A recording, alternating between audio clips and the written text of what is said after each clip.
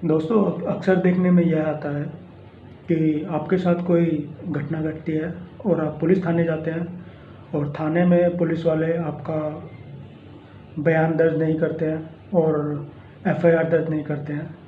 यहाँ तक कि अगर आप लिखित में अपनी कंप्लेंट उनको देना चाहें तो वो सिर्फ रिसीव करके और आपको एक डायरी नंबर देकर वापस घर भेज देते हैं और बोलते हैं कि हम आपको बुला लेंगे, और कभी बुलाते नहीं हैं।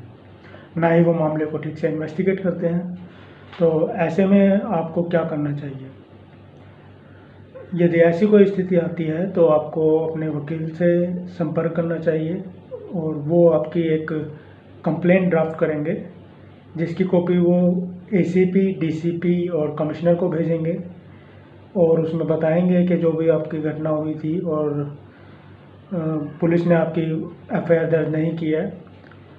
उसके कुछ समय बाद, लगभग 10 दिन बाद, 15 दिन बाद, सेम कंप्लेंट की कॉपी लगाकर मजिस्ट्रेट कोर्ट में एक केस फाइल होगा, जिसमें कि सारी सेक्शंस वगैरह एक्सप्लेन की जाएंगी और सबूत भी उसके साथ दिए जाएंगे कि जो घटना थी वो कहाँ पर हुई थी और किसके सामने हुई थी और उसके क्या क्या सबूत हैं। उन सब को देखते हुए मजिस्ट्रेट पुलिस को एक इन्वेस्टिगेशन करने के लिए डायरेक्शन देंगे और रिपोर्ट फाइल करने के लिए उनको डायरेक्शन दिया जाएगा। तो और आपको एक नेक्स्ट डेट मिल जाएगी। उस नेक्स्ट डेट पर पुलिस एक रिपोर्ट तैयार कर पूरी जांच पड़ताल करने के बाद एक रिपोर्ट फाइल करेगी कोर्ट में और उसकी एक कॉपी आपको भी दी जाएगी और उसमें पुलिस बताएगी कि हाँ, जो अब बात आपने कही है वो सच है, और उसके बेसिस पे मजिस्ट्रेट पुलिस को एफआईआर दर्ज करने का आदेश दे देगा। और यदि ऐसी कोई घटना नहीं हुई है, पुलिस को कोई सबूत वगैरह नहीं मिलते हैं इन्वेस्टिगेशन में, तो पुलिस अपनी रिपोर्ट में साफ साफ लिख देती है कि ऐसी कोई घटना नहीं हुई थी और जो कंप्लेंट आपने की है उसके बारे में पुलिस को कोई भी गवाह वगैरह नहीं मिला, तो आपकी बात ठीक नहीं है। तो ऐसी स्थिति में यदि एफआईआर हो जाती है तो फिर आपकी तरफ से सरकार केस लड़ती है, पब्लिक प्रोसिक्यूटर आपको रिप्रेजेंट करेगा। आपको फर्दर एडवोकेट की ज़रूरत नहीं रह जाती है। हालांकि अगर आप चाहते हैं तो आप अपना प्राइवेट एडवोकेट भी रख सकते हैं, लेकिन पब्लिक प्रोसिक्यूटर ही आपके केस को प्रोसीड करेगा।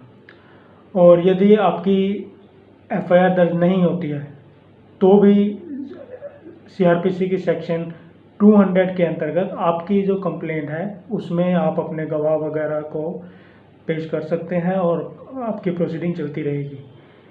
जबकि मजिस्ट्रेट अगर लगता है बाद में भी, तो बाद की स्टेज पर भी एफआईआर दर्ज करने का ऑर्डर दिया जा सकता है।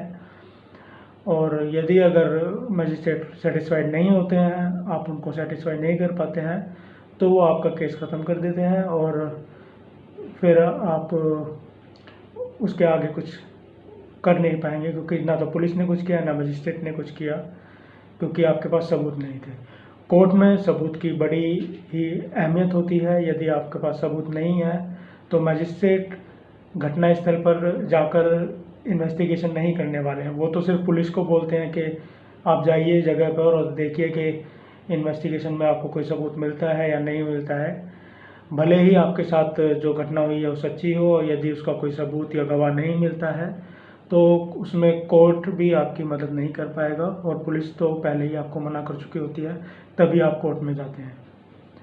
तो यहाँ पर दो सेक्शन इम्पोर्टेंट हैं। सेक्शन 156(3) ऑफ सीआरपीसी, जिसके अंतर्गत यदि पुलिस कंप्लेंट नहीं दर्ज करती है, एफआईआर नहीं दर्ज करती है, तो आप पुलिस के सुपीरियर ऑफिसर्स को अप्रोच करते हैं, और यदि वो भी कुछ नहीं करते हैं फिर आप मजिस्ट्रेट के पास जाते हैं। तो वहाँ पर सेक्शन 156 सब सेक्शन 3 और सेक्शन 200 ऑफ सीआरपीसी, ये दोनों सीआरपीसी के सेक्शन, इनके अंतर्गत आप मजिस्ट्रेट को अप्रोच करते हैं और वहाँ पर आपकी सुनवाई होती है और पुलिस को डायरेक्शन भी दिया जाता है। तो और यदि आपके पास कुछ सबूत है और पुलिस को इन्वेस्टिगेशन में सबूत मिलते हैं तो एफआईआर दर्ज हो जाती है, और यदि नहीं है तो फिर एफआईआर दर्ज नहीं होती। दोस्तों, आज के इस वीडियो में इतना ही। अगर वीडियो आपको पसंद आता है तो उसको शेयर करना और लाइक करना ना भूलें। अगर आप हमारे चैनल को फर्स्ट टाइम विजिट कर रहे हैं तो चैनल को सब्सक्राइब करना ना भूलें और बेल आइकन को भी क्लिक करना ना भूलें। Thank you very much.